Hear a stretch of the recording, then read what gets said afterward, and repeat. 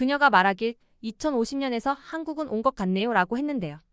과연 어떤 경험을 했길래 이런 말을 했을까요? 함께 들어보시죠. 안녕하세요 여러분. 감동 사연을 통해 온기를 전하는 온기소통입니다. 오늘도 여러분의 마음을 따뜻하게 해줄 이야기를 준비했습니다. 시작하기 전에 구독과 좋아요 부탁드립니다. 여러분의 응원이 저희에게 큰 힘이 됩니다. 여러분, 오늘 들려드릴 이야기는 독일의 의사 리아나가 한국에서 겪은 놀라운 경험입니다. 그녀가 말하길 한국은 마치 2050년을 살고 있는 것 같다고 했는데요. 과연 어떤 경험을 했길래 이런 말을 했을까요? 함께 들어보시죠. 안녕하세요. 저는 독일 미넨에서 온 의사 리아나입니다. 32살이고요. 대학 병원에서 일하고 있어요. 의학 컨퍼런스 참석차 처음으로 한국에 오게 되었는데 솔직히 말해서 한국에 대해 별로 아는 게 없었어요. 그저 K-파프과 김치 정도? 그래서 이번 여행이 평범한 출장이 될 거라고만 생각했죠. 하지만 제 생각이 얼마나 틀렸는지 인천국제공항에 도착하는 순간 깨달았어요. 비행기에서 내리자마자 저는 충격을 받았습니다. 이게 정말 공항이야? 아니면 미래의 어떤 곳이야? 라고 생각했죠. 먼저 공항의 규모와 디자인이 믿기지 않았어요. 거대한 유리창과 곡선 형태의 지붕, 그리고 자연 채광을 활용한 실내 디자인은 마치 공상과학 영화의 한 장면 같았습니다. 독일의 공항들과는 완전히 달랐어요. 그리고 입국 절차 정말 놀라웠어요. 생체 인식 기술을 이용한 자동 입국 심사대를 처음 봤는데 너무나 빠르고 효율적이었죠. 제 여권과 얼굴을 스캔하는데 몇 초밖에 걸리지 않았어요. 독일에서는 아직 이런 시스템을 본 적이 없었거든요. 와, 이게 현실이야. 마치 타임머신을 타고 미래로 온 것 같아. 라고 중얼거렸던 기억이 나요. 제 수화물을 찾으러 가는 길에 본 로봇들도 정말 인상적이었어요. 청소하는 로봇, 안내하는 로봇, 심지어 커피를 만들어주는 로봇까지. 마치 로봇 박람회에 온 것 같았죠. 그리고 제 짐을 찾는 과정도 너무 쉬웠어요. 대형 스크린에 실시간으로 업데이트되는 정보, 자동화된 운반 시스템, 모든 것이 빠르고 정확했죠. 독일에서는 가끔 짐을 찾는데 한참 기다려야 할 때도 있는데 말이에요. 공항을 나와 서울로 가는 열차에 탑승했을 때도 놀라움의 연속이었어요. 열차의 속도와 안정성, 그리고 내부의 첨단 시설들. 독일의 이체 IC 열차도 좋지만 이건 완전히 다른 차원이었죠. 열차 안에서 창밖을 바라보며 생각했어요. 이곳은 정말 2050년을 살고 있구나. 한국에 대해 전혀 몰랐던 내가 부끄러워. 그리고 이어서 이런 생각이 들었죠. 앞으로 내가 또 어떤 놀라운 경험을 하게 될까? 컨퍼런스 일정 중 주말에 시간을 내어 부산으로 1박 2일 여행을 가기로 했어요. 한국의 또 다른 대도시를 경험해보고 싶었거든요. 서울에서 부산까지 가는 방법을 찾아보다가 고속버스를 알게 되었죠. 처음에는 조금 망설였어요. 독일에서의 버스 여행 경험이 그리 좋지 않았거든요. 하지만 한국의 모든 것이 저를 놀라게 했던 터라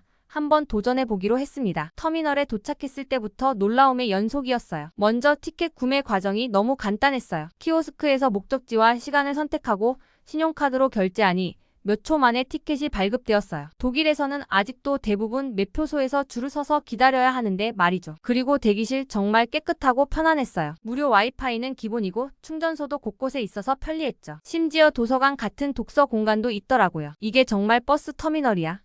하고 놀랐답니다. 하지만 진짜 놀라움은 버스에 탑승하고 나서 시작되었어요. 먼저 좌석 간격이 너무 넓은 거예요. 제 다리가 꽤 긴 편인데도 전혀 불편함이 없었어요. 와, 이건 버스가 아니라 하늘을 나는 1등석 비행기 같아. 라고 속으로 생각했어요. 출발하고 나서 더 놀랐어요. 버스가 너무 조용하고 흔들림도 거의 없었거든요. 독일에서는 버스를 타면 항상 소음과 진동 때문에 피곤했는데 이 버스는 마치 고급 승용차를 탄 것 같은 느낌이었어요. 중간에 휴게소에 들렀는데 이것도 정말 인상적이었어요. 깨끗하고 현대적인 시설은 물론이고 다양한 음식점과 편의시설이 있어서 마치 작은 쇼핑몰 같았어요. 심지어 로봇 바리스타가 커피를 만들어주는 카페도 있었죠. 한국의 휴게소가 독일의 일반 식당보다 더 좋은 것 같아. 라고 중얼거렸던 기억이 나요. 4시간의 여정이 끝나고 부산에 도착했을 때 저는 여행의 피로를 느끼기는커녕 오히려 상쾌한 기분이었어요. 독일에 있는 동료들에게 이 경험을 공유하고 싶어 SNS에 글을 올렸죠. 믿기 힘들겠지만 나는 방금 4시간 동안 버스를 탔어. 그런데 전혀 피곤하지 않아. 오히려 상쾌해. 한국의 고속버스는 우리가 상상하는 2050년의 교통수단을 이미 실현한 것 같아. 여러분, 제가 경험한 한국의 고속버스 정말 믿기지 않으시죠? 하지만 이것은 시작에 불과했어요. 먼저 숙소에 대해 말씀드리고 싶어요. 제가 묵은 곳은 해운대 근처의 한 호텔이었는데 정말 믿을 수 없을 만큼 훌륭했어요. 호텔 로비에 들어서자마자 제 입이 떡 벌어졌어요. 로비 한가운데 있는 거대한 디지털 아트월이 실시간으로 바다의 모습을 보여주고 있었거든요. 마치 로비가 바다 속에 있는 것 같은 느낌이었죠. 와, 이건 정말 예술 작품이네요.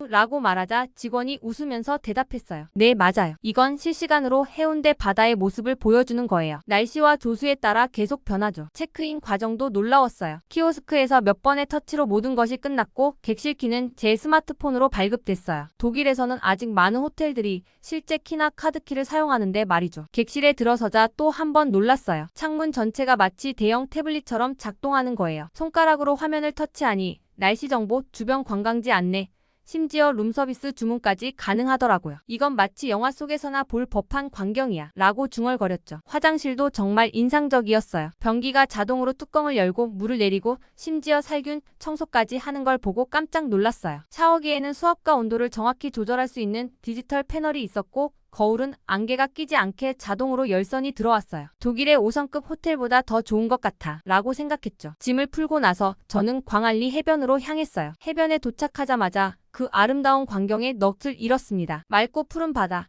깨끗한 모래사장, 그리고 멀리 보이는 광안대교. 정말 그림 같았어요. 이런 아름다운 해변이 도시 한가운데 있다니 믿기지 않아요. 라고 말하자 옆에 있던 한국인 관광객이 웃으며 말해주었어요. 네, 맞아요. 그런데 밤에 오면 더 멋져요. 다리에 조명이 들어오거든요. 그 말을 듣고 저는 해질녘까지 기다리기로 했어요. 그리고 정말 그 결정을 후회하지 않았죠. 해가 지고 어둠이 내리자 광안대교가 형형색색의 빛으로 물들기 시작했어요. 마치 거대한 무지개가 바다 위에 떠 있는 것 같았죠. 더 놀라운 건 그 다음이었어요. 갑자기 하늘에서 수백 대의 드론이 나타나더니 바다 위에서 환상적인 빛의 쇼를 펼치는 거예요. 드론들이 만들어내는 형상들이 계속 변하면서 이야기를 들려주는 것 같았어요. 이건 정말 믿을 수 없어 라고 중얼거렸죠. 주변의 사람들도 모두 감탄사를 연발하고 있었어요. 그 순간 저는 깨달았어요. 한국은 단순히 기술만 발전한 게 아니라 그 기술을 아름다움과 예술로 승화시켰다는 걸요. 이건 제가 상상했던 미래보다 더 아름답고 감동적인 세상이었습니다. 아침 일찍 일어나 부산의 유명한 자갈치 시장으로 향했어요. 활기찬 시장 분위기에 정신이 팔려 구경하고 있었죠. 그런데 갑자기 뒤에서 오던 오토바이와 부딪히고 말았어요. 다행히 크게 다치지는 않았지만 제 안경이 바닥에 떨어져 렌즈가 깨져버렸어요. 오, 이런. 이제 어떡하지? 앞이 잘 보이지 않아 당황스러웠어요. 그때 오토바이 운전자가 정말 미안해하며 저를 도와주겠다고 했어요. 그는 근처에 아는 안경점이 있다며 저를 그곳으로 데려갔죠. 안경점에 도착해서 정말 놀랐어요. 안경점이라기보다는 첨단 기술 연구소 같았거든요. 직원이 제 안경을 받아들더니 3D 스캐너로 안경을 스캔하기 시작했어요. 와, 이건 대체 뭐 하는 거죠?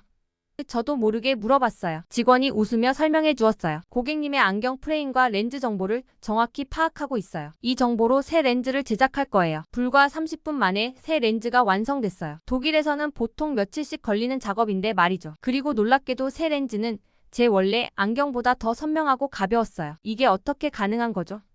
제가 묻자 직원이 또 설명해 주었어요. 저희는 최신 나노 기술을 이용해 렌즈를 제작해요. 더 얇고 가볍지만 훨씬 선명하죠. 그리고 블루라이트 차단 기능도 추가했어요. 계산을 하려는데 또 한 번 놀랐어요. 가격이 예상보다 훨씬 저렴한 거예요. 게다가 오토바이 운전자가 자신의 실수로 생긴 일이라며 비용의 절반을 내겠다고 했어요. 정말 감사합니다. 이렇게까지 해주시다니. 제가 말하자 운전자는 웃으며 대답했어요. 아니에요. 저도 잘못한걸요. 안경점을 나오면서 생각했어요. 이게 바로 한국의 서비스 정신이구나. 최첨단 기술과 따뜻한 인간미가 완벽하게 조화를 이루고 있어. 그리고 SNS에 이 경험을 공유했죠. 믿기 힘들겠지만 나는 방금 30분 만에 깨진 안경을 고쳤어. 그것도 원래보다 더 좋은 렌즈로. 한국의 기술력과 서비스 정신은 정말 대단해. 이런 경험을 하게 돼서 오히려 다행이야. 여러분, 예상치 못한 사고로 시작됐지만 이 경험을 통해 저는 한국의 또 다른 매력을 발견하게 되었어요. 기술의 발전이 단순히 편리함을 넘어 인간적인 배려와 만났을 때 얼마나 감동적일 수 있는지 깨달았죠. 부산에서의 마지막 날,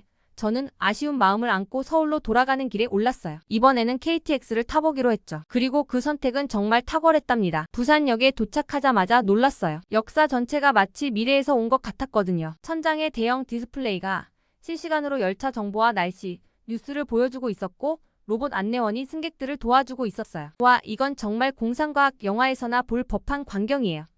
저도 모르게 감탄사가 나왔죠. 티켓 구매도 정말 간단했어요. 스마트폰 앱으로 예매하고 QR코드만 스캔하면 되더라고요. 보안 검색대를 지나는데 이것도 놀라웠어요. 가방을 열거나 소지품을 꺼낼 필요 없이 그냥 걸어가기만 하면 AI가 모든 것을 체크한대요. 이렇게 빠르고 편리한 시스템은 처음 봐요. 독일의 철도역과는 완전히 다르네요. KTX에 탑승하고 나서 더 놀랐어요. 먼저 열차의 외관이 정말 미래지향적이었어요. 유선형 디자인이 마치 우주선 같았죠. 객실에 들어서자 넓고 쾌적한 공간에 또 한 번 놀랐어요. 좌석이 넓고 편안한 건 기본이고 각 좌석마다 개인 모니터가 있어 영화도 볼 수 있고 인터넷도 사용할 수 있더라고요. 게다가 열차 내 와이파이 속도가 믿기지 않을 정도로 빨랐어요. 이 정도 시설이면 비행기보다 더 편한데요. 옆자리 승객에게 말을 걸었어요. 그분이 웃으면서 대답해 주셨어요. 맞아요. 게다가 서울까지 2시간 반밖에 안 걸리니까 비행기보다 더 빠르죠. 환경적으로도 더 좋고요. 열차가 출발하고 나서 더 놀랐어요. 속도계를 보니 300km/h가 넘는 속도로 달리고 있는데 흔들림이 거의 없었거든요. 창밖 풍경이 빠르게 지나가는 걸 보면서도 마치 정지해 있는 것처럼 편안했어요. 이건 정말 대단해요. 독일의 IC 열차도 빠르지만 이 정도의 안정감은 없었어요. 여행 중 마신 커피도 인상적이었어요. 열차 내 카페에서 주문한 커피가 레스토랑 못지않게 맛있었거든요. 심지어 직원이 제 좌석까지 가져다 주셨어요. 한국의 서비스 정신은 정말 대단해요. 이런 작은 배려가 여행을 특별하게 만드는 것 같아요. 시간이 어떻게 갔는지 모르게 서울에 도착했어요. 마치 순간이동을 한 것 같은 느낌이었죠. 서울역에 내리면서 생각했어요. 이렇게 빠르고 편안한 여행은 처음이야. 한국의 기술력이 만들어낸 마법 같아. 서울로 돌아오는 길, 저는 이번 여행을 되새겨 보았어요. 인천공항에서의 첫 인상부터 부산에서의 다양한 경험들, 그리고 이 놀라운 KTX 여정까지 모든 순간이 새로움의 연속이었고 감동의 물결이었죠. 한국은 정말 2050년을 살고 있구나. 하지만 단순히 기술만 발전한 게 아니야. 그 기술을 인간을 위해 더 나은 삶을 위해 활용하고 있어. KTX에서 내린 후 호텔로 돌아와 짐을 정리하던 중 큰 충격에 빠졌어요. 제 노트북이 보이지 않는 거예요. 아마도 KTX 좌석에 두고 내린 것 같았죠. 오, 이런. 어떡하지? 모든 중요한 자료가 들어있는데. 당황한 저는 곧바로 KTX 고객센터에 전화를 걸었어요. 그리고 그 순간부터 제가 경험한 것은 그야말로 서비스의 신이었습니다. 고객센터 직원은 제 상황을 듣자마자 즉시 조치를 취해주셨어요. 불과 30분 만에 제 노트북을 찾았다는 연락이 왔죠. 정말 다행이에요. 근데 이제 어떻게 받나요? 직접 가서 찾아와야 하나요? 그때 직원이 한 말에 저는 또 한 번 놀랐어요. 걱정 마세요. 저희가 퀵서비스로 보내드리겠습니다. 2-3시간 내로 받으실 수 있을 거예요. 2-3시간이요? 그렇게 빨리요? 직원은 자신있게 말했어요. 네, 맞아요. 서울 시내라면 충분히 가능합니다. 반신반의하는 마음으로 기다리고 있는데 믿기지 않겠지만 정확히 이 시간 후에 제 노트북이 호텔로 배달되었어요. 이게 어떻게 가능한 거죠?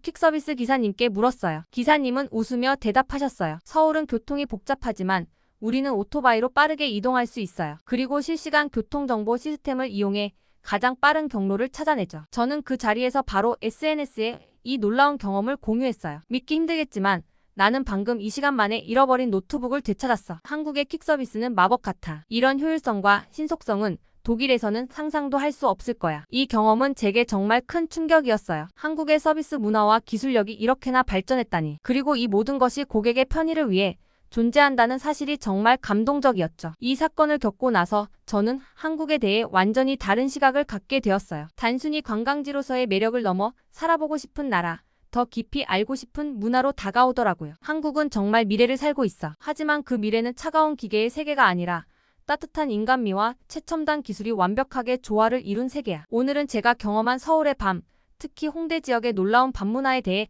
이야기해볼게요. 솔직히 말해서 이 경험은 제 인생에서 가장 흥미진진하고 활기찬 밤이었어요. 한국 친구의 제안으로 홍대 지역에 가게 되었는데 그곳에 도착하자마자 저는 완전히 다른 세계에 온 것 같은 느낌이 들었어요. 밤 10시가 넘었는데도 거리는 낮보다 더 활기찬 것 같았거든요. 와, 이렇게 늦은 시간인데 이렇게 많은 사람들이 있다니 놀라워요. 제 말에 친구가 웃으며 대답했어요. 홍대는 밤이 되면 더 살아나는 곳이에요. 여기서는 밤새도록 즐길 거리가 많답니다. 우선 거리 공연이 정말 인상적이었어요. 길거리 곳곳에서 다양한 장르의 음악 공연이 펼쳐지고 있었죠. 힙합, K-팝, 인디밴드까지 마치 작은 음악 페스티벌 같았어요. 독일에서는 이런 거리 공연을 보기 힘들어요. 특히 이렇게 늦은 시간에는요. 그리고 놀라웠던 건 술집과 식당들이 새벽까지 영업한다는 거예요. 우리는 자정이 넘어서 치맥치킨과 맥주를 즐겼는데 주변 테이블들도 모두 사람들로 가득 차 있었죠. 독일에서는 대부분의 가게들이 밤 10시면 문을 닫아요. 이렇게 늦게까지 영업하는 곳은 거의 없죠. 밤이 깊어갈수록 홍대의 매력은 더해갔어요. 24시간 영업하는 카페에서 늦은 밤 디저트를 즐기고